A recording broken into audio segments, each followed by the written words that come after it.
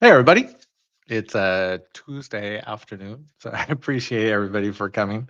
Um, I just realized the dog's is right there. So, but I appreciate everybody for coming. Actually, I guess I want to see the distracting, I don't know, between the TV or the the kitchen counter. I don't know which which really matters. So I just actually got done with a 4-hour course, which I appreciate folks for coming. We did Kali Linux for OT or ICS, and ended up finishing just in time with using the Gemini command line interface, so you can actually connect the terminal to your instance of Google Gemini. So it actually uses Gen AI to actually do pen testing for you. So we actually gave it a virtual PLC that it would scan, find Modbus, enumerate it to determine what type of PLC it was, and then um, went through and eventually figured out how to scan for the values in memory out of in the coils and registers. So really cool. So it actually it got kind of turned around for a minute, but it eventually it figured it out after a couple of minutes. So good for Gemini. So maybe we'll do that in a future session because I actually have a lot of fun with that. It's just sometimes it can be a little slow. So I don't know, people really want to sit there and just uh, kind of chat. So, but yeah, thanks for everybody for coming. I see anonymous LinkedIn user Rudolph. Thanks for coming. Divakar, thanks for coming. Abdullah, thanks for coming. I appreciate it. So a bunch of folks on LinkedIn. I know we always have some folks over on YouTube as well. So I appreciate everybody for joining. What we actually wanted to cover today was how to get started in OT or ICS cybersecurity, which of course I talk a lot about. It's a big part of what I post on LinkedIn and on YouTube. I actually put together a couple of guides. I wanted to let me share my screen. Actually, here, it's probably easier if I open up a new browser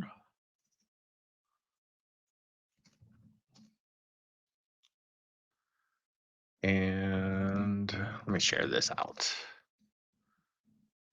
Because if you go to, hopefully this works.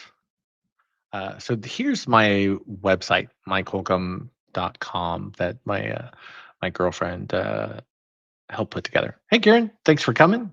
They because my other one was really bad, so and she's really great at stuff like that. So if you go to MikeHolcomb.com under resources, you can see ebooks, and I am going to have new versions of these coming out pretty soon. I'm actually about halfway through updating them, um, but they've definitely um, increased in size a lot. Let's get rid of that. So, but the idea is there's one. Actually, I should go back before I get too far ahead of myself. You can see there's two versions. So there's one. The blue version is for people coming from an IT or IT cybersecurity background. So really IT cybersecurity background. If you're trying to go from just IT into directly into OT or ICS cybersecurity, there's really not a direct path there. You really, if you're coming from IT, you need to learn the cybersecurity part first and then get into OT and ICS cybersecurity. So and then there's also one for folks from the OT world. So if you're an engineer or you're in automation, you're a PLC tech, right? That you want to learn more about how to secure the environments that you're designing or engineering or already operating in, then the purple one's for you. So most people, I'd say probably 70% of the folks I talk to are from the IT cybersecurity world, though. So, not everybody. Definitely a lot of engineers and PLC techs and operators and out there for sure. But we're going to look at the IT cybersecurity one first, and then if we have time, we'll go back and look at the purple version for OT. The idea is the first two steps. So there's 10 steps in each one. The first two steps are different depending on where you're coming from. The last eight are the same, right? So we're not completely reinventing the wheel, right?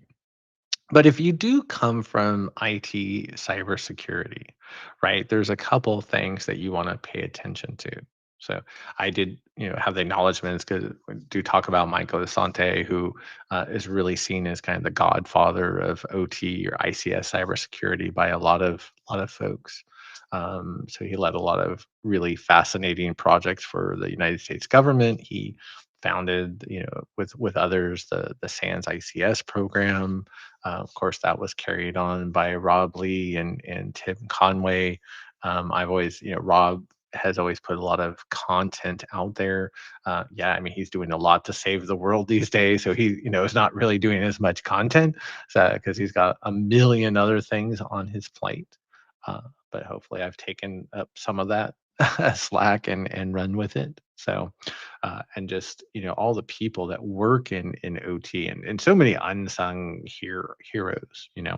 Um, but how do I get into OT or ICS cybersecurity? Definitely is one of the big questions that I always get asked.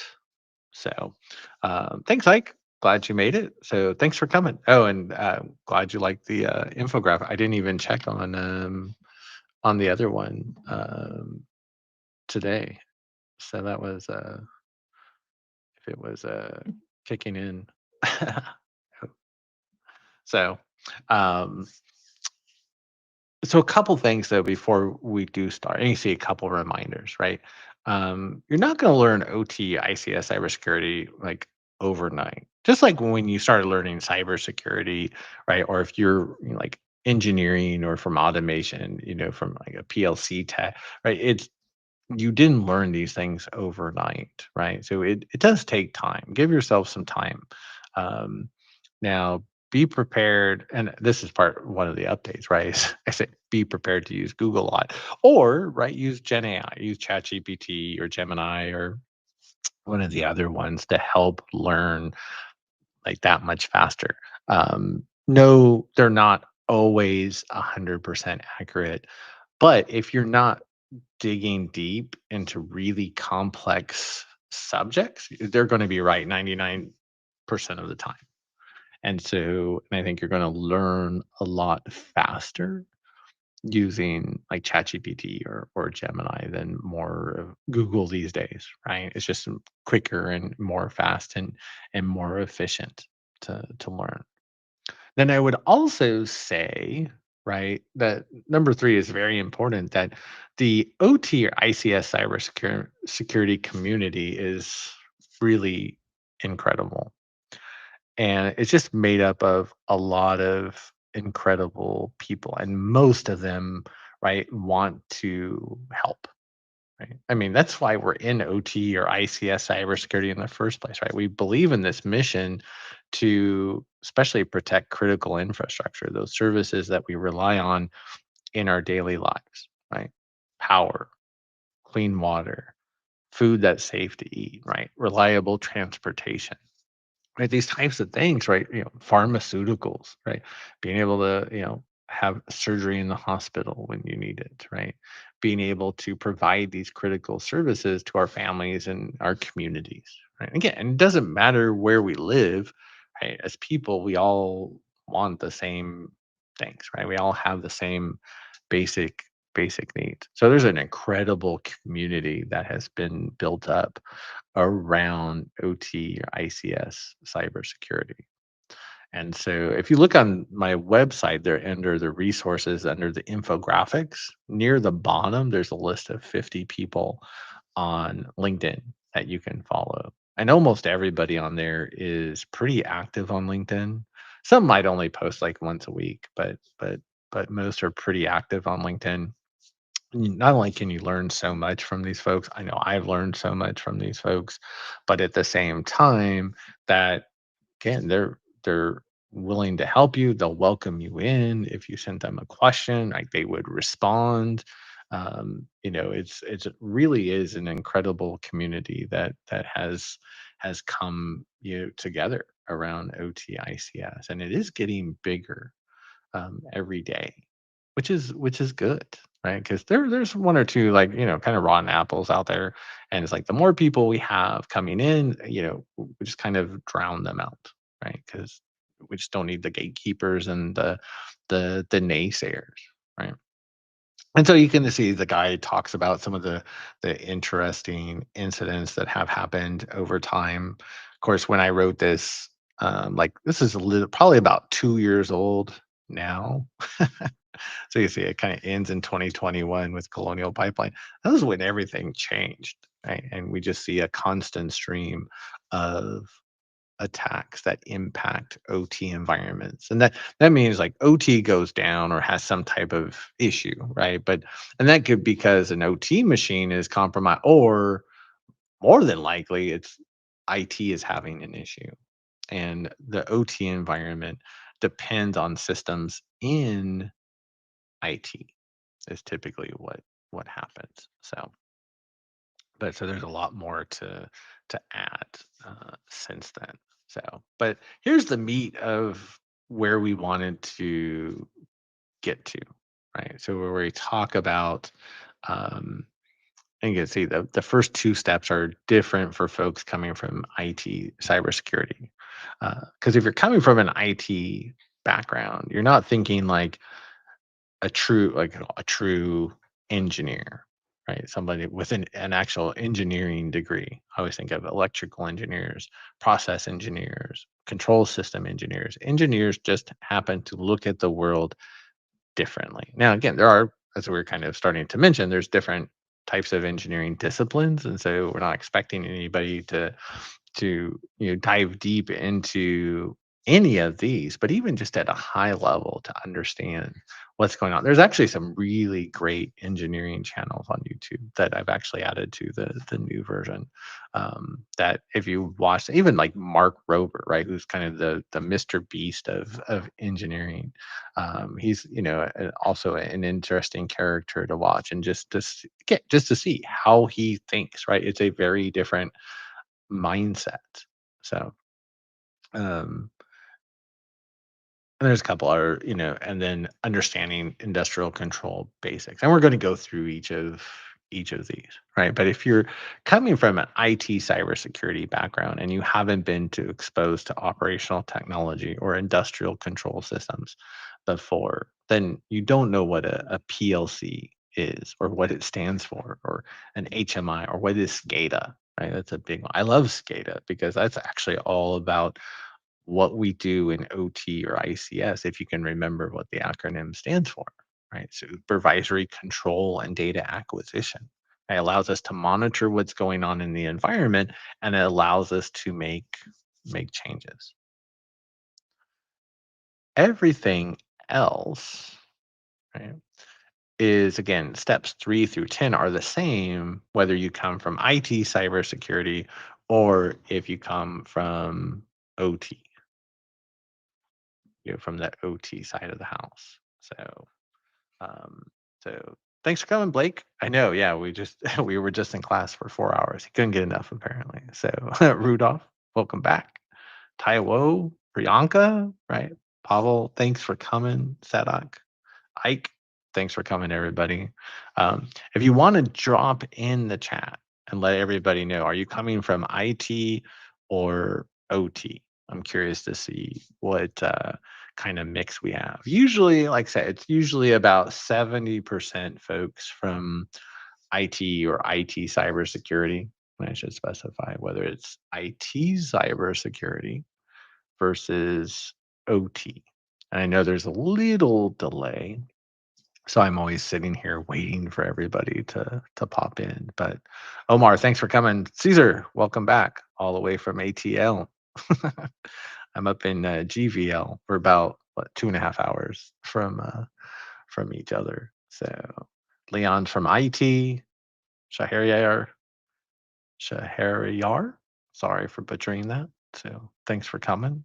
So anybody else want to share if you're coming from IT cybersecurity, whether you're coming from OT? So Rajesh is coming from OT. So like I say, it's usually about 70% from IT or OT these days. Yeah, no T, that works too. So Ismar's from Germany. The Holcombs are from Germany. Danzig, which I guess is no longer part of Germany, which I just found out. I guess it's in Poland now. So Scott's from IT, right? Omar's from IT with some knowledge and background in OT. So Caesar's coming from the void. Yeah, that's all good too. In a program for IT by day and OT by night. Hey, that's what it takes, right? We just do what it takes, right? Sandro's in OT. Wow, we actually have. It seems like we actually have a stronger OT presence here. Um, so far, it seems like OT is probably in the 60 to 70%. So it's kind of almost split. Or we might actually end up with about 50-50, which is what you end up seeing in a lot of courses. And that's just always been true since kind of the dawn of time for training for OT or ICS cybersecurity. Oh, I should have known by the name for sure. So my last company, we had an office in Glovita. So I never went there while I worked there, but I hope to make it there in 2026. So all right. So the idea is that there's 10 steps. The blue book is if you come from an IT, especially an IT cybersecurity background. Because if you're just coming from IT and you don't have any cybersecurity yet, you're going to need to at least learn the cybersecurity basics. And that's actually covered in in the purple book for our engineer folks. Things like CompTIA's Security Plus, right? That's a really great way to get started, right? To really get the foundations of cybersecurity. Doesn't tell us how to do cybersecurity in OT environments, but it does show you how we do it in IT. And IT and OT cybersecurity have more in common than they don't. Some people like to say that, from OT, they like to say they're nothing alike. I'm like, that's not true at all. 0%. No, they have more in common than they don't. So why don't we build on those commonalities and then we can learn where they're different? Because where they're different, they're very different. And if you make a mistake, you could get somebody hurt or you could get somebody killed, right? Or you can bring the plant down for 10 days. That's not what we want to have happen. So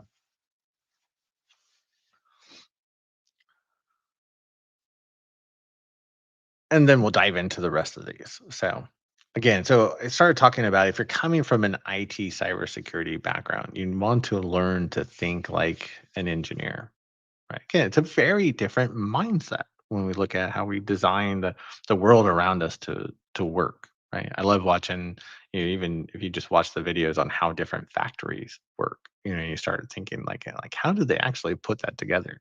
There's actually a really cool video game called Satisfactory, which is where you build this factory on this alien planet. But it actually really gets you into the kind of the mindset of thinking like an engineer, right? Bringing in raw resources and how we turn those into parts, and you take those parts to build other parts to build a finished product. It's really a really cool game. I don't know if anybody's played it or not, but I've wasted a lot or I've invested a lot of time in learning learning in it. So but so the guy does talk about there's some engineering in the new version. Again, I've found since I wrote this 2-ish years ago, there's a lot of really cool engineering programs out there. MIT has a lot of free classes that they do as well. So if you really want to get into it, definitely right, start diving into those courses. I was also going to add there are some certifications from ISA, the International Society of Automation, and they have some courses around kind of the basics of, I guess, engineering. So kind of they have a cap and a junior cap, basically. So those are those are ones that I'm working on just to get more of kind of the engineering fundamentals. I'm not going to go get an engineering degree at this point, but it's good thing to have those fundamentals for coming from an IT cybersecurity background. So So if you're also coming from IT cybersecurity background, you need to learn, right, the fundamentals of ICS or industrial control systems. So when we talk about a PLC or programmable logic controller, what do we mean? And what is, well, that's a type of an industrial control system, which is also a type of operational technology, right? But there's also some technical differences between OT and ICS, or when we see SCADA, immersive supervisory control and data acquisition. Sometimes now sometimes, especially from the engineering world, you see IACS, so industrial automation control systems. They actually just got rid of the I, so now it's just ACS. So if it wasn't confusing before, but that's normally a term like I only see like when I worked at the engineering company, right? I would only see IACS. And when I would say OT or ICS, they were like, "What are you talking about?" I thought, I'm like, "What do you mean? What am I talking about?" So an MES, that's a manufacturing execution system. So that's a machine that helps support and help process like orders to be manufactured and to actually be produced. So the SIS, right? Safety instrumented system. That's our fail safe backup for the facility. And it has other things that it does for enforcing safety, but also it can shut down the plant in the event that there's some type of fault condition that we need to be able to take it offline to, prevent people from getting hurt or killed. Or what if, there was to be an explosion that would also do damage to the plant, maybe even if it's completely automated and there's nobody in the plant itself. So those types of things, right? So it's like, wow, what are all of these? So it can be very overwhelming at first. I know it was for me, but remember, you just have to take the time to learn. It's just like when you first got into IT or IT cybersecurity. Remember, there's that time where it's like you didn't know what TCP was or UDP or IP, right? And maybe you don't know right now, right? But there's things you're learning, right? Or I don't know, like in security, like what's a firewall, you know, and the different types of firewalls now, those types of things. What's the difference between a vulnerability assessment and a penetration test, right? They're just all these, basic concepts, right? These fundamentals that we learn and master over time, right? So so again, it just takes time, right? So don't get too frustrated. So I do talk about there's a bunch of, I shouldn't say a bunch, there are some great resources out there to learn from, right? Now I love the idea of books. I buy a lot of books. If you can see behind me, right? There's just a ton of books, and there's just a small portion of the ones I've bought like in the last month probably.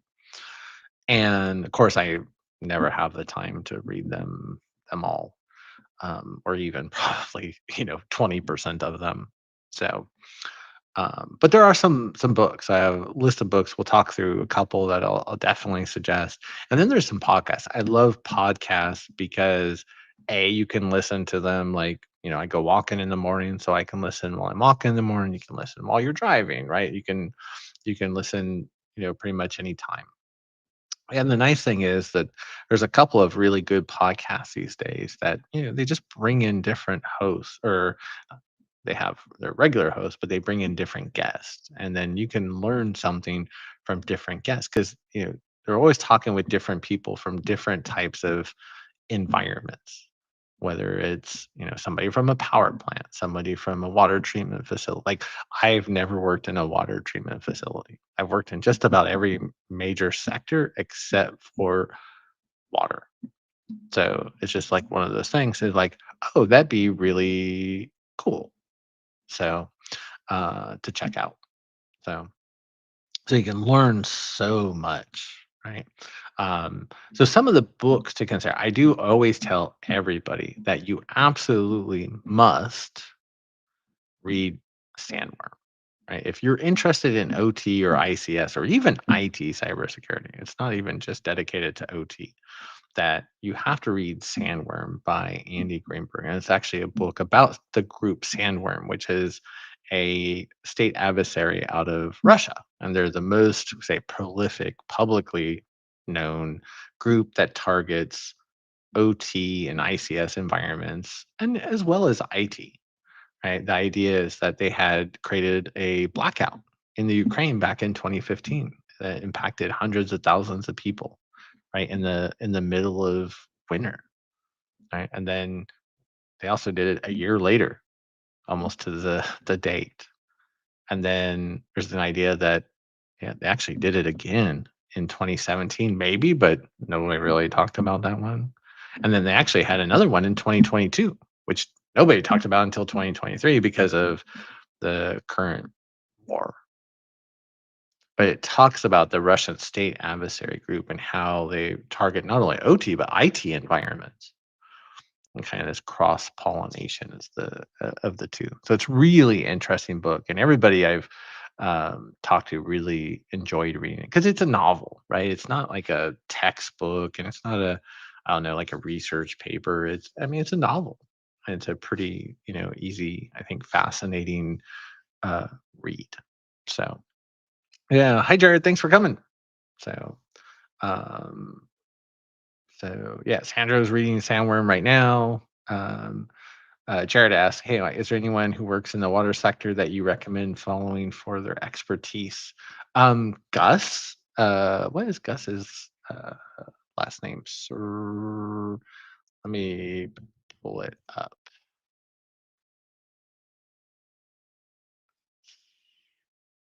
Gus. Yeah, Sereno. There it is. Yeah. So Gus, he worked at Dragos for a while.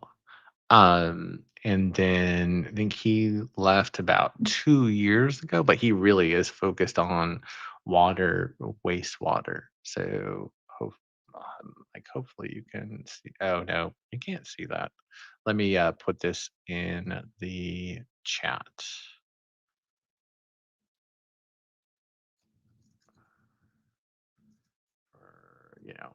for for for anything OT ICS water related. I mean, he's great for anything, right? But your water is definitely his specialty. So he's definitely one that I would definitely recommend. So um, yeah. So Nicholas says Sandworm's a great book. Definitely, like I said, I've never heard anybody said they didn't enjoy reading it or it was a waste of their time for sure. That they really liked it. Um, so. Um, Ike's reading it, very cool. So yeah, Caesar wants to work in water. Yeah, I I have a little downtime for a couple weeks, so I might actually go and find some water folks in South Carolina to maybe help out and go in. So Raphael asked, "Will the Kali Linux training be today?" Yeah, we actually had it. So if you missed it and you were registered, let me just ping me on LinkedIn or send me an email to mike@mikeholcomb.com. Some people don't get the links. Like Gumroad is really weird sometimes, or it's sitting in your spam folder. But yeah, it ended like at a really good time because we got Gemini AI to work on Kali Linux at the command line, and it was able to find a PLC and enumerate the coils and registers, and it kind of had some issues, but it worked through them. So it was kind of interesting to follow for sure. So no problem, Jared. Yeah, Gus a really cool guy. I think I've only talked with him once because he's always out. He's always super busy. So, but yeah, definitely. Yeah, just reach out to him. All right. So Sandworm's a great book. I always talk about if you're interested in kind of the attacker or penetration testing perspective, Hacking Exposed, the version for industrial control systems, which was written, Clint Bodungen was the main co-author, Brian Singer, and a couple other gents helped out as well. So it's a really great book. Countdown to Zero Day is Kim Zetter's book about Stuxnet, which is where the Americans and the Israelis teamed up to create malware to target the nuclear centrifuges at the Natanz facility in Iran. So, industrial network security, Eric actually has a new version. So again, this is like 2 years old. So I think last year, about a year and a half ago, he released version 3 of his book. Um, I think with it's just himself for that one. So I think see there's some other ones, but those definitely will definitely get you started. There's also actually on the newer list, there's practical industrial cybersecurity. Um, which was written kind of as a study guide for the GICSP course, which is kind of like the SANS entry level ICS cybersecurity certification. So, um, again, and podcasts have changed. So, Control Loop sadly doesn't exist anymore. That was actually one that Dragos had done. So that's definitely off the list. So, unsolicited response, which was Dale Peterson's podcast. I think he's only done like one episode in the last 6 months. So, unfortunately, there's not a lot there. I actually really like the the questions he asked. Kind of, so he was a NSA analyst, I think, for like 7 or 8 years, and just the way his mind works and the types of questions he asks, I really appreciate. So I kind of miss, getting to listen to those. CSA is a great organization. It has about, I think, 55,000 members worldwide. But they also do the podcast and some like weekly webinars as well. And so they do different episodes, and so you can always learn so much from them, from people from all different sectors in OT or ICS. So, industrial security has actually changed to a different podcast. Or no, industrial security. That's the one from Waterfall Security. Or no, that's Industrial Defender. That's a different one. I think I don't. Do I not have Andrews on here? Oh, so you want to check out Andrew? I don't. How did I not have Andrews on here? That's so bizarre. From Waterfall Security, and then Protect OT Cybersecurity has changed to a slightly different name. So that's one I have to update um, in the uh, podcast list as well. This is a little older than I thought. So podcasts are great. If you want a list, remember go and I'll just pull it back up. Oops, if I can't spell my own name right. If you go to mikeholcomb.com and you go under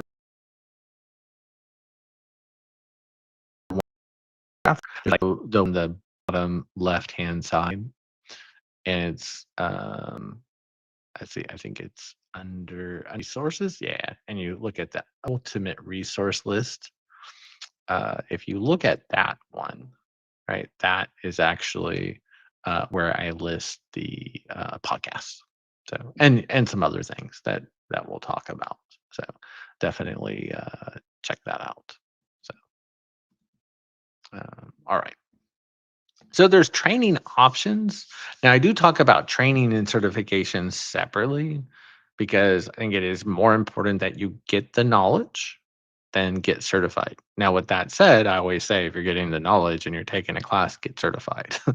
So all the folks like that ever worked on any of my teams, they always know that like I expect them to get certified. That was like one of the frustrating things at my last company was, I have like 30 people on the IT cybersecurity team and like only 3 or 4 people, like myself included, actually actively pursued training and getting certified. Right? That's a very small percentage, right? Which is a real shame. Right? Because especially, what if, your company or your job goes away, you'll want those certifications, right? To help demonstrate your knowledge and prove at least your passion for the industry, even if you don't have experience. Right? They're a great way to get your foot in the door. Right. So, but so there's some great training options. There's two um, free training options that I always talk about. So CISA, which is the United States government entity around critical infrastructure and cybersecurity, they offer ICS training. that's free, and there's a couple.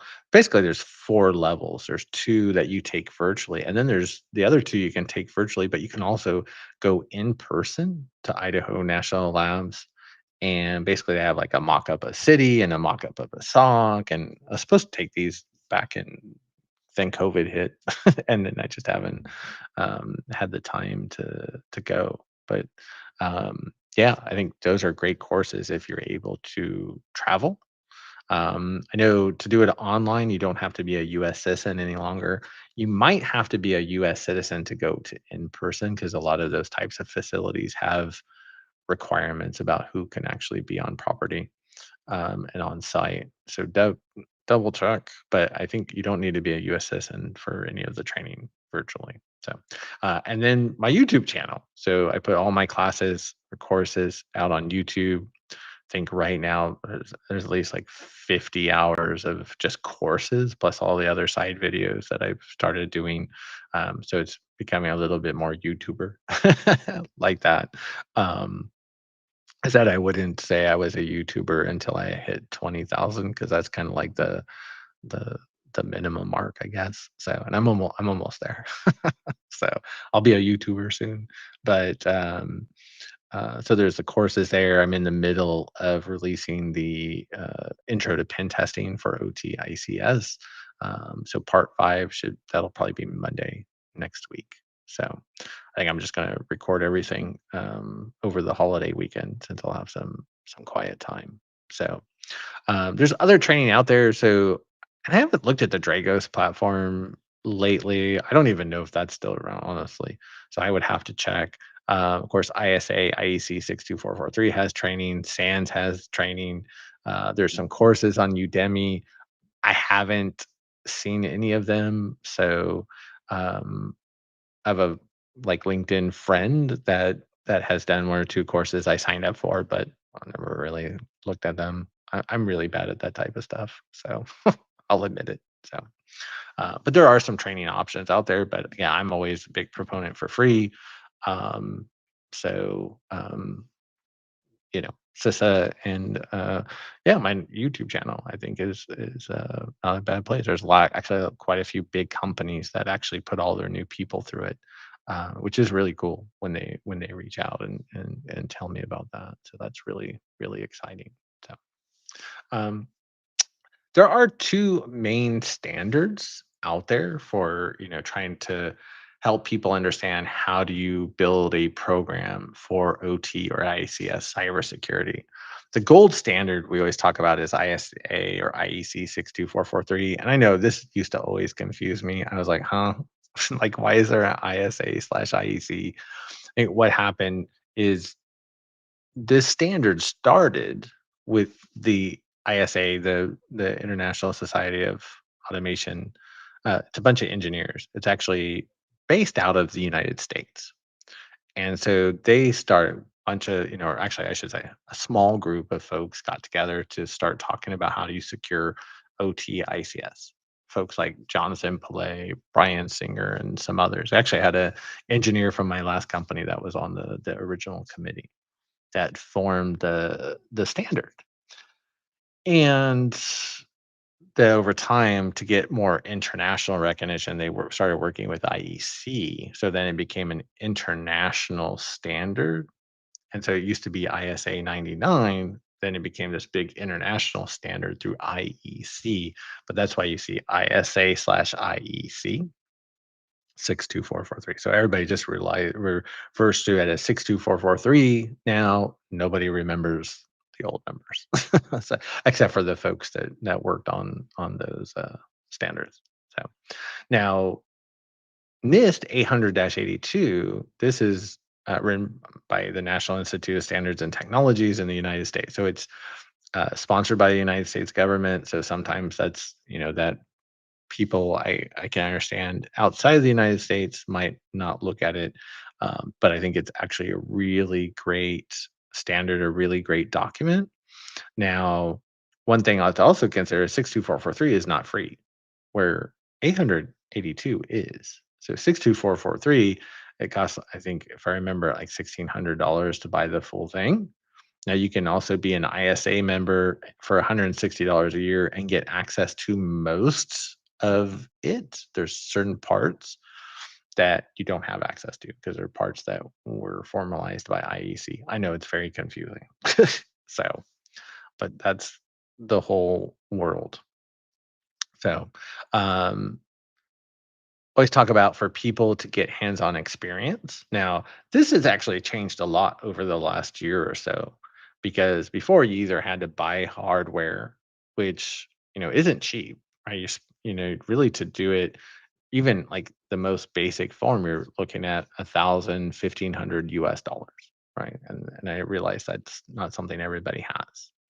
Um, Now, there's now a lot of virtualized environments, like LabShock is a virtualized environment that Bernhard had created, which is a really cool setup.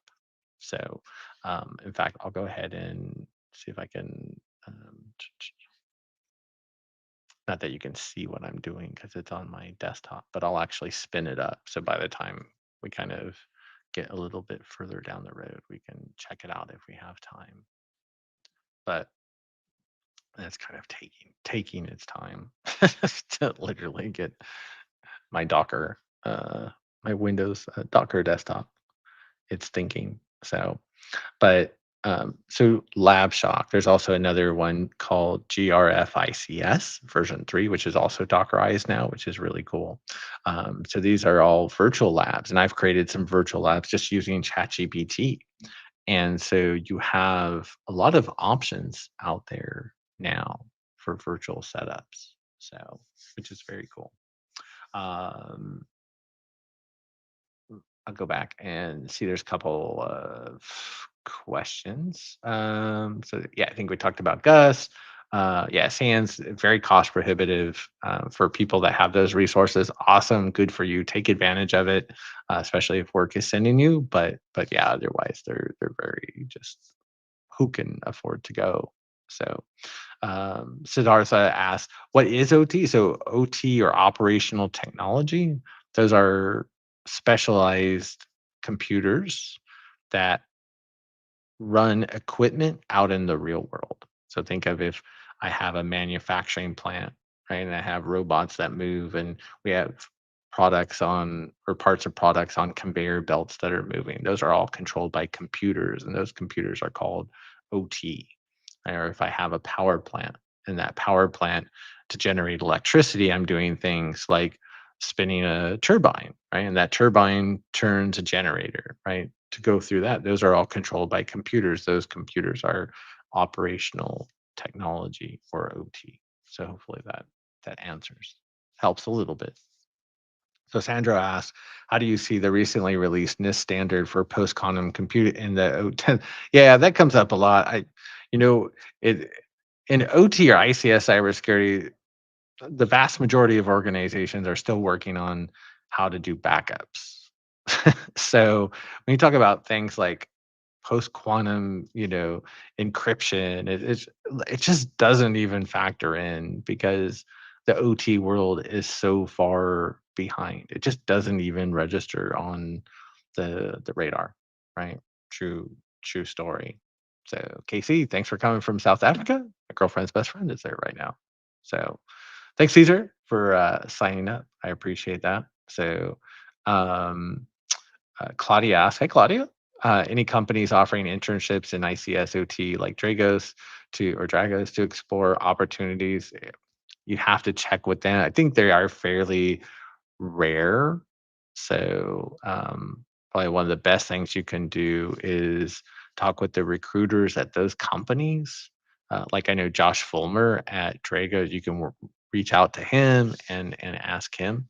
He would be a great person to ask. I actually did an interview with him on my YouTube channel. So if you haven't watched that, definitely check that out.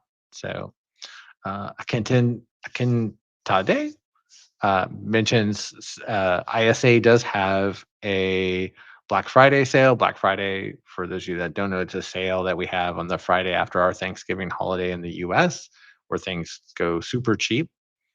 So ISA, they do have a sale then. So their courses, I think, which are normally like $2,100, they're like 500 or $600 off or something like that. So yeah, definitely if you're waiting to buy something, at least out of the US, definitely that's the way to go. So Nicholas says, "Oh, thanks. I appreciate that. I was wondering if you're planning to make, yeah, actually, I have a lab shock video actually planned for next week. So it was planned for last week though, and then it was planned for this week, and then there's the holiday. So, but next week, yes, yeah. So my idea is to have a couple videos out next week, and I'm probably going to do 2 or 3 different videos altogether for lab shock. So, yep. I know there's more questions. I'll come back to the questions, but I do want to make sure we get further through the doc before it's time to go. Right. So definitely, yeah. Look at virtual environments like LabShock or GRF ICS. If you look through the resources I have on the infographics, you'll find the names and the links there. So, um, and you can learn to program PLCs. You don't have to, but it's good background information to have, even if it's just a basic level of knowledge. Like have a very basic rudimentary understanding of how um, PLCs are programmed. So, um, so number 6, this is a big one for me. So again, networking with the community. Now, I'm a person who's not super social. At least I wasn't until I started posting on LinkedIn and YouTube. It's amazing how you get over a lot of social anxiety when when you start posting like that. Um, but I would say, and there are some great, I think suggestions here. I guess I'm biased, but so there are professional associations. I think if you want to work in the OT ICS space, CISA and ISA are the ones to join. So we're just talking about ISA. Those are the 62443 folks, at least based out of the US. And then CISA is that nonprofit group for OT ICS cybersecurity, so as well. So, um, so there's different conferences. and Control System Cyber Senate doesn't exist any longer, unfortunately. Every year, Dragos has their disc conference, though it's mostly for Dragos customers. So you really need to be a customer or an owner or operator in an environment to go. And I think it's more beneficial if you are a Dragos customer to go. So the ICS Village does a lot of shows. I think they're saying, I was talking with Dylan there, and they did like 50 some odd shows in the last year, which is crazy. But one of the big ones is DEF CON. I've been there the last 2 years. I'm planning on going back this year. So always big events. S4, which we have in February, and actually I need to add B-Sides ICS, which we have the day before S4 now, which I'm really excited about. So, and then the SANS ICS Summit, which I always get excited about. That's going to be in June, though I don't know if I'm going to be able to make the one this year. So sad, but we'll see. So fingers crossed. So. There are some ISACs out there, but this is more for folks that are in the industry. So, like if you worked at a power plant in cybersecurity, you could join the electricity ISAC, right? You can't join if you're not in the sector itself. So, but the idea is you share information amongst other power generation and power transmission facilities. And so somebody has an issue, you're like, oh, I learned about that. And oh, can that happen in our environment? What can we do to protect against it? So there's some great things, but that's more for people already, established in the field. Did mention folks that are on social media. So there's that list on my website. So of 50 people. So it definitely has grown since I first put this together. And then I do talk about CTF. Dragos does a really cool CTF every year. So definitely check that out. It's right before their disc conference, which actually was just at the beginning of November. So you have to wait another year, basically. I hate to say, but it's definitely a great event. They open it up for 40 hours and 48 hours, and you can just learn a ton. I wish it was always not up against another conference. So I always do talk about also suggesting people stay current, right, with what's going on. Pay attention to some of the news sources like Industrial Cyber, which focuses on OT, ICS, cybersecurity. Now, there are other resources that are on IT cybersecurity, like the SANS Internet Storm Center or Bleeping Computer, and a few other resources like that. That from time to time they have an OT, ICS, news item. So you ever hear about an OT or ICS news item on any of those kind of more general IT cybersecurity, or even like just in the news in general, right? If you're seeing it in those news sources, you really need to pay attention because it really is important if it's getting to kind of that level of visibility. So we talk about finding an experienced mentor, right? Find someone in the field and ask them if they would be able to mentor you, right? And don't be and I trust me, I'm horrible at rejection, right? Man, if somebody tells me no, I just feel crushed, and I hate like I get requests probably on a weekly basis, and I have to say I'm already maxed out, right, on people I can mentor one on one. That's why I do so much on LinkedIn and YouTube, because I just don't have that. I just literally don't have the time. So, if you reach out to somebody and they say, "Hey, I can't, unfortunately," there are other people out there, right? And just wasn't meant to be, and something else will click into place, even if it just doesn't feel like that at the moment. I have to remind myself of that too, right? It just, yeah, like I said, I don't take rejection well. it's, it's a whole childhood thing, right? So I do talk about soft skills, so being able to communicate, write reports, right? All those types of things are all important. So, and then finally, I do talk about getting certified. Again, there's a big difference between getting knowledge and getting certified. So I think getting the knowledge is the most important, right? Of course, more hands-on experience, the better. But then getting certified can help you get a role, right? And it can help demonstrate, right? You have that knowledge. Or even if you have some experience and you're working in the field, you might have a client that requires you to get certain certifications, right? So you have those. So there's two main certification routes. There's a third coming. So CompTIA is releasing Sec OT Plus probably mid next year in beta. I was actually just talking with them last week, so I'm really excited. I'm going to actually be able to help them out with some stuff. I'm not working on the exam itself. I didn't want to do that because then I couldn't teach about it. Um, so I'm not working on the exam itself, but I'm helping them with some content around it, which I'm really, really excited about. So that'll be an entry level cert that's affordable in mid next year. Right? For now, right, we have 800-82, or sorry, we have 62443. I don't know where that came from. It's been a long day already. Um, and so the ISA folks have a series. So you basically that each course, I think list price now is like $2,100. So, and you have to take the class to take the exam. So you can't take the exam by itself. You have to take the class and you have to be there, and they take roll call and everything. And if you don't show up, they don't give you the voucher to take the exam. So you have to take the class to take the exam. So there's 4 courses and exams. So the very first one is called the Cybersecurity Fundamentals Specialist. So that's a good kind of like entry level, hey, I'm working on learning OT cybersecurity, which is great. And for a lot of people, that's all you need, especially to try to get your foot in the door. Now, if you get all 4 courses and exams, then they give you what they call the cybersecurity expert certification, which I absolutely hate the name because you can't be an expert taking a couple of, this is like not even 2 weeks of full courses. And the exams are not hard, right? Especially if you come from IT cybersecurity, they ask mostly like a lot of IT cybersecurity questions that are really super easy and super basic. So you like already know like half the exams. You just have to learn the 62443 standard stuff. So, but so that's the more affordable way, right? So CompTIA is coming, but that's another probably 6 7 months away.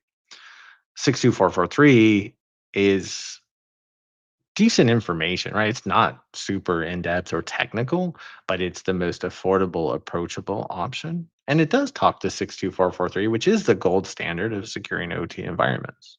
So, which is good. And then there's SANS, which is always kind of the gold standard of certification. It just, yeah, it's like 10,000 US a class, which is a lot. So, but I do talk about like GICSP. I took with Justin Searle back in like 2013, maybe 2014. Right, that's their entry level. That's one of those certs that people look for and said, okay, if you're looking for OT cyber, that's a big one for hiring managers. Grid is like the granddaddy for me. That's the class that Rob Lee had written. And it's all about taking this very complex or what feels complex and complicated idea of how do we protect OT or ICS and really making it simple and practical. So, and then GCIP is one that not a lot of people take because that's related to NERC SIP regulations, and that's for people that work in power generation and power transmission in North America.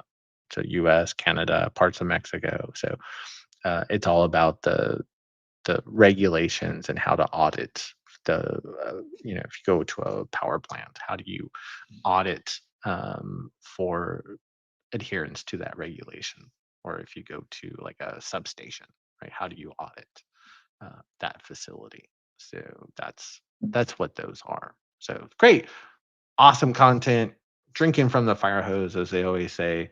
It's just very expensive. So yeah, not everybody can afford those. So yeah, it's hard for sure. So um so we got a couple minutes for questions. So Casey asked, can I get into OT without certifications, just projects and a good portfolio to show? Uh so if you're talking about OT or OT cybersecurity, I'm assuming OT cybersecurity, because there are two different things. It's actually easier to do OT without certifications because you could wire something up. You could have a home lab. Um, it's a little and projects and a good portfolio to show. It just depends on like what the portfolio is going to show. So whenever I hear somebody say a portfolio, I'm a little sketchy or I don't know how to. Yeah, it's just I've never really seen a good solid body of work when it comes to people putting portfolios together. So not say it couldn't happen, right?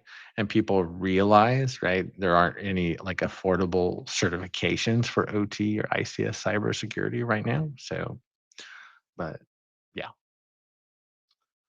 yeah, it's a lot of money. Yes, agreed. So, yeah, I'm not sure why the screen would be blurry. I think, yeah, it must be on your end. Maybe it's just or yeah, maybe I can zoom in, but I know a couple Greg Warshes in Poland for sure.